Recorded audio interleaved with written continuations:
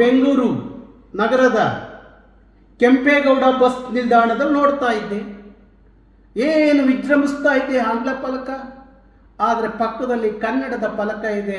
ಮಾಸು ಹೋಗಿದೆ, ಏನೂ ಕಾಣ್ತಾ ಇಲ್ಲ, ಮಾಸು ಹೋಗಿದೆ. ಆ ಇಂಗ್ಲಿಷ್ ಮಾತ್ರ ವಿಜೃಂಭಿಸ್ತಾ ಇದೆ. ಸಾರಿಗೆ ಇಲಾಖೆ ಕಂಡುಬಿಡ್ರಿ, ಅಲ್ಲಿ ಸರ್ಕಾರಿ ಇಲಾಖೆಗಳೆಲ್ಲ ಇಂಥ ವ್ಯವಸ್ಥೆ ಆದರೆ ಕನ್ನಡಕ್ಕೆ ಇನ್ನೆಲ್ಲಿಂದ ಹುಡುಕೋದು ನಾವು? ಹಾಗಾಗಿ ಯಾವ ಉದ್ಯಮಿಗಳು 28ರೊಳಗಡೆ ಅವರ ನಾಮಫಲಕದಲ್ಲಿ ಶೇಕಡ ಕನ್ನಡ ಬಳಸಲ್ವೋ ಅಂಥವ್ರ ಮೇಲೆ ಮುಲಾಜಿಲ್ಲದೆ ಕ್ರಮ ತಗೊಳ್ಳಿ. ಇಲ್ಲ ನಿಮ್ಮ ಕೈಲಾದರೆ ಕೆಲಸ ಮಾಡಿ, ಇಲ್ಲ ಅಂದರೆ ನಮಗೆ ಬಿಟ್ಬಿಡಿ. ನಾವು ತೀರ್ಮಾನಕ್ಕೆ ಬರ್ತೀವಿ. ಮಾರ್ಚ್ 1ನೇ ತಾರೀಕು ನಮ್ಮ ಇಡೀ ಪ್ರತಿನಿಧಿಗಳು, ಎಲ್ಲ ಜಿಲ್ಲಾವಾರು ತಾಲೂಕುವಾರು ಪ್ರತಿನಿಧಿಗಳು ಬೆಂಗಳೂರು ಬರ್ತಾರೆ. ಬೆಂಗಳೂರು ಸಭೆಯಲ್ಲಿ ಒಂದು ತೀರ್ಮಾನಕ್ಕೆ ನಾವು ಬರ್ತೀವಿ.